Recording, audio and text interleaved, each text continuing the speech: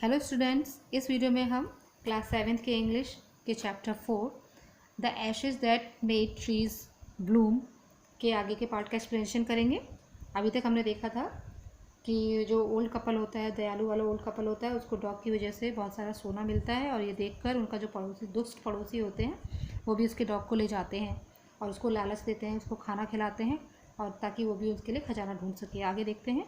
Then they dragged him out of doors, taking a spade and hoe with them. No sooner had the dog got near a pine tree growing in the garden than he began to paw and scratch the ground as if a mighty treasure lay beneath.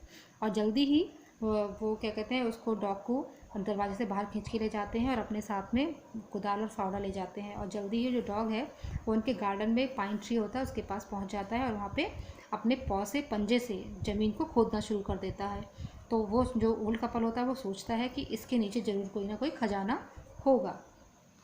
Quick wife hand में the spade and हो।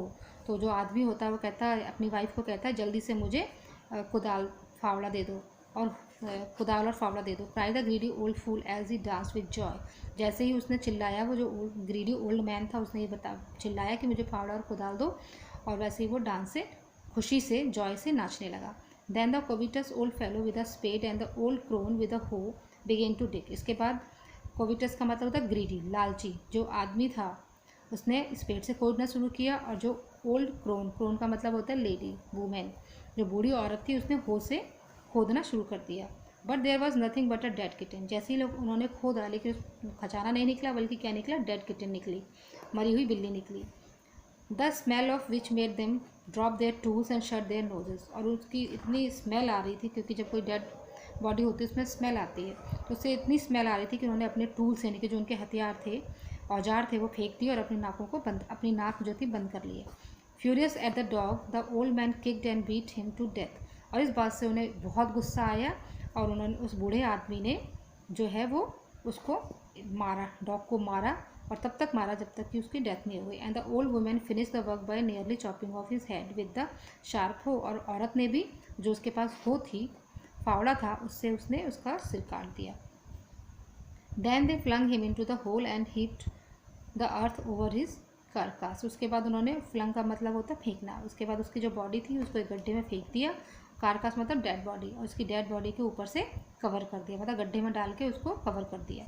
The owner of the dog heard of the death of his pet and mourning for him as if he had been his own child. जब जो owner थे dog के, उन्होंने इसकी खबर सुनी, डेथ की खबर सुनी, तो वो, मॉर्निंग का मतलब होता है शोक मनाना, तो उसकी डेथ का शोक मनाने लगे और इसी तरह से रोने लगे जैसे कि उनका अपना बच्चा होता है।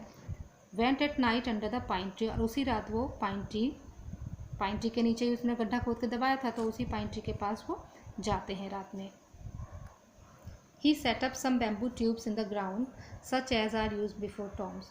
और वो उसके आगे बैम्बू ट्यूब्स को ज़मीन पे लगाते हैं और such as are used before tombs. और जैसे कि वो टॉम बनाते हैं, जैसे कि आपको पिक्चर में भी दिख रहा होगा, इस तरीके से ये टॉम जैसा बना देते हैं। In which he put fresh flower, जिसमें उन्होंने फिर कुछ फूल रखे। Then he laid a cup of water and tray of food on the grave and burn several costly sticks of incense. इसके बाद उन्होंने एक कप में पानी रखा और एक ट्रे में खाना रखा। उसके ग्रेव का मतलब होता है कब्र, जैसे आपको दिख रहा है ना, ये उसकी कब्र है। कब्र के पास उन्होंने एक कप में पानी रखा और ट्रे में खाना रखा और कुछ जो थी वो कॉस्टली स्टिक्स को जलाया उन्होंने। कॉस्टली मतलब महंगी स्टिक्स को, खुशबूदार स्टिक्स को उन्होंने जलाया, जैसे हम लोग अगरबत्ती जलाते हैं उसी टाइप से उन्होंने स्टिक्स को जलाया।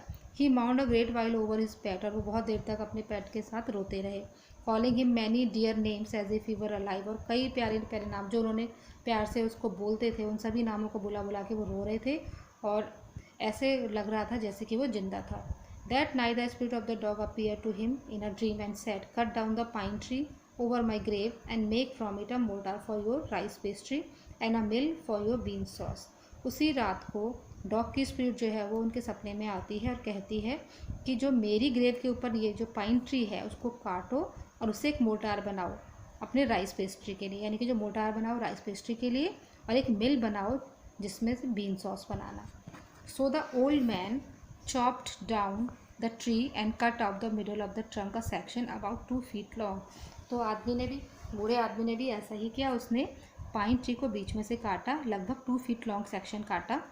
With great labor, partly by fire, partly by the chisel, he scraped out a hollow place as big as a small bowl. इसके बाद उन्होंने बहुत मेहनत की उसको काटने छाटने में, मतलब लकड़ी, जो वो लकड़ी का लॉग था तो उसको उन्होंने शेप दी। किसमें शेप दी? एक कटोरे। मोर्टार का मतलब होता है जैसे कटोरा होता है ना, बीच में गहरा होता है, ओखल टाइप का आप समझ लीजिए।